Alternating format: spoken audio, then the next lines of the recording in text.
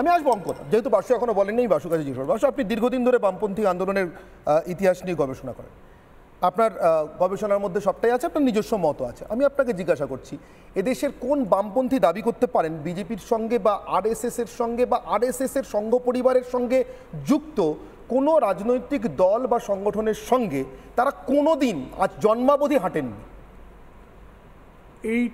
এই প্রশ্নটা চাইতেও এই মুহূর্তে যেটা অনেক বেশি গুরুত্বপূর্ণ হয়ে যায় সেটা হচ্ছে এই বিজেপি বা আরএসএস এর মতো একটি ফ্যাসিস্ট শক্তি বর্তমানে ক্ষমতায় রয়েছে, কেন্দ্রীয় ক্ষমতায় রয়েছে। তাদের পরিচালনাধীন যে সিবিআই, সেই সিবিআই এসে যে এই হত্যাকাণ্ডের জন্যে যার দায়, এই ধর্ষণের পেছনে যার দায় সবচেয়ে বেশি, সেই মমতা বন্দ্যোপাধ্যায়কে সবচেয়ে বেশি সেফগার্ড করার জন্য যা যা কাজ করার সেটা সেই সিবিআই করছে। শিওর, অবশ্যই। বেশ, এবং আরেকটা বিষয় সেটা হচ্ছে জাস্টিস ব্যাপারটা যখন ডিলেড হয়ে যায় তখন আলটিমেটলি সেটা ডিনাইড হয়, সেই জায়গাটাও তৈরি করা হয়েছে। আবার একই সঙ্গে আরেকটা জিনিসও হচ্ছে, সেটা হলো এই রকম একটি ফ্যাসিস্ট ফোর্সের সঙ্গে বামপন্থীরা যারা ক্ষমতায় আছে, যারা হাতরাসের ঘটনা ঘটিয়েছে, যারা উন্নাও ঘটিয়েছে, আমার কোনো আপত্তি নেই। আমি খুব খুশি হতাম যদি সৈকতদের যে সংগঠন, যদি মীনাক্ষীদের যে সংগঠন, সেই সংগঠন একসাথে হাঁটতে পারতো, সবার সঙ্গে হাঁটতে পারতো, আমি খুব খুশি হতাম, প্রোভাইডেড যদি আজকে এই মুহূর্তে মিছিলের আগেও যদি যে ছাত্র সমাজ আজকে মিছিল অর্গানাইজ করেছে ইত্যাদি তাদের প্রতিবাদ জানাবে, তারা অন্ততপক্ষে একটিবার নরেন্দ্র মোদীর পদত্যাগটা দাবি করুন, হাতরাসের ঘটনার সমালোচনা করুন, উন্নাওয়ের ঘটনার সমালোচনা করুন, করে নিজেদের পাপক্ষালনটা করুন, তারপরে না হয় একটা প্রশ্নের উত্তর দেবেন। বাসু, একটা প্রশ্ন, আপনি দীর্ঘদিনের গবেষক, আমাকে একটা প্রশ্নের উত্তর দেবেন।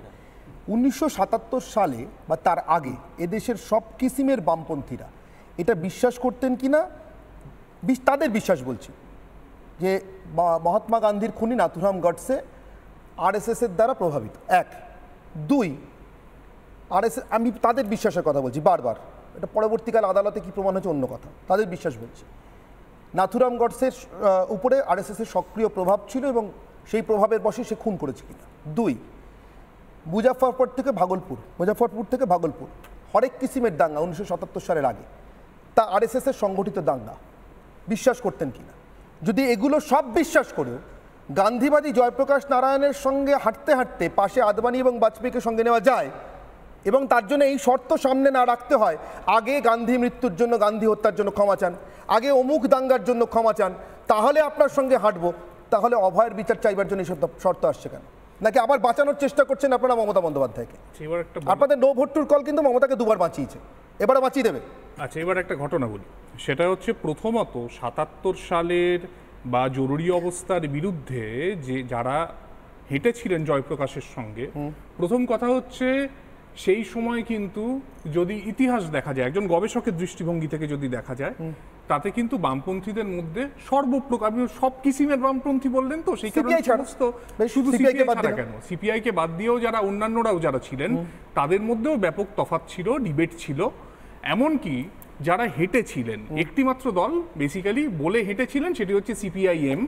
সেই সিপিআইএম এর এরা হাঁটার কারণে যে হাঁটার প্রস্তাব আসছে, সেই জায়গা থেকে সিপিআইএম এর তৎকালীন যিনি সাধারণ সম্পাদক ছিলেন পুচালাপল্লী সুন্দরাইয়া, তিনি রিজাইন করেছিলেন এবং তার সেই রেজিগনেশন, সেই 300 পাতার রেজিগনেশনের যে চিঠিটা, সেটা এখন আপাতত ইন্টারনেটেই পাওয়া যায়। আপনি কি বলছেন সীতারাম ইয়েচুরি রেজিগনেশনের ভয় ওরা একসাথে হাঁটছে না?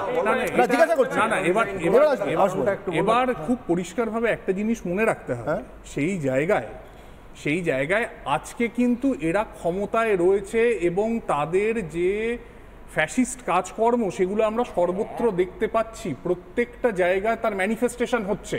তো সেখানে দাঁড়িয়ে তাদের সঙ্গে আরে বাবা ছাত্র সমাজ, আমি তো বলছি ছাত্র সমাজের সঙ্গে হাঁটতে কোনো আপত্তি নেই, মানে আমি থাকলে তো আপত্তি করতাম না, যদি প্রোভাইডেড যদি উন্নাও, হাতরাস ইত্যাদি সম্পর্কে যদি যে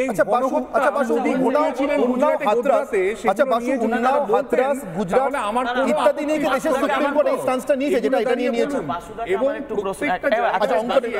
প্রত্যেকটা জায়গায় দাঁড়িয়ে এই যে বিজেপি সরকার দাঁড়িয়ে প্রতি মুহূর্তে একটা সেফগার্ড দিচ্ছে মমতা বন্দ্যোপাধ্যায়কে, তার সিবিআই দিচ্ছে, সব নানা ভাবে বিষয়টা কি সেফগার্ড দিচ্ছে? বিজেপি সরকার দিচ্ছে, তোমরা দিচ্ছ।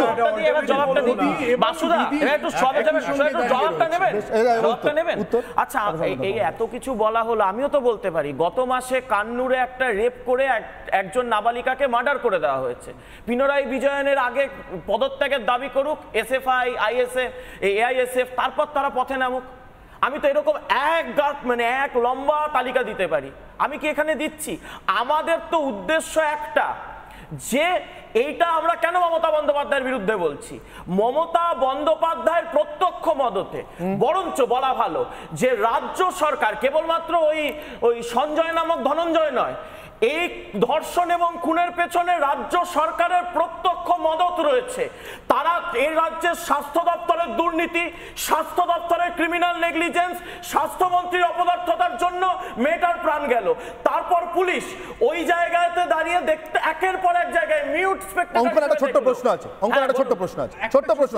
না, এক মিনিট, আমি বাসু সৈকতকে যখন প্রশ্ন করেছি তখন আপনাকে ওই প্রশ্নের উত্তর দিতে হবে। ছাত্র সমাজকে প্রশ্ন করেছিলেন, তারা উত্তর দিয়েছে, সেই উত্তর দেখাবো। একদম বুকে হাত দিয়ে বলুন তো, এসএফআই ডিওয়াইএফআই পতাকা নিয়ে মিছিল ডাকতে, আজকে ওদের মিছিলটা ক্যান্সেল হয়েছে বৃষ্টির জন্য, যাবেন আপনি? আমি আমার পতাকা নিয়ে যাব, যদি তাদের পক্ষ থেকে কল থাকে। কালকে গত পরশুদিন স্বাস্থ্য ভবনে এবিভিপির ডাকে মিছিল ছিল, যদি সেইখানে কেউ আসতে চাইতেন আসতেই পারতেন। আমাদের তো উদ্দেশ্য একটা, মমতা বন্দ্যোপাধ্যায়ের বিরুদ্ধে লড়াই। আমি তো এআইএসএফ জয়েন করবো না, এসএফআই জয়েন করবো না, কিন্তু আমার একটাই সমস্যা যে আমাদেরকে আজকে পতাকার রংটা দেখতে হচ্ছে কেন, পতাকাটা কেন গুরুত্বপূর্ণ হচ্ছে? নাগরিক সমাজটা কি করবে? আপনারা এসছেন কেন? না, আমাদের দরকার নেই। আমরা তো 14 তারিখ থেকে শুরু করে বিভিন্ন আন্দোলনে অরাজনৈতিক ভাবে শামিল হয়েছি। এক মিনিট, আমি সন্ময় বাবুর কাছে আসি। একটা লাইন, 27 তারিখ আমি এই নবান্ন চলোর মিছিলে হাঁটবো বিজেপির কর্মী বা এবিভিপির কর্মী বা অন্য কোনো আরএসএস এর স্বয়ংসেবক হিসেবে নয়, একজন বোনের দাদা হিসেবে আমি হাঁটবো। এই পার্টিকুলার নাগরিক সমাজের মিছিলে যদি একজন বোনের দাদা হিসেবে বা দিদির ভাই হিসেবে বা একেবারে পতাকা ছাড়া, সেদিনকে যে ছাত্র সমাজ কল দিয়েছে, এসএফআই এর পতাকা নয়, এবিভিপির পতাকা নয়, অন্য কোনো পতাকা নয়, জাতীয় পতাকা নিয়ে হাঁটতে দেশের নাগরিক হিসেবে কার আপত্তি রয়েছে?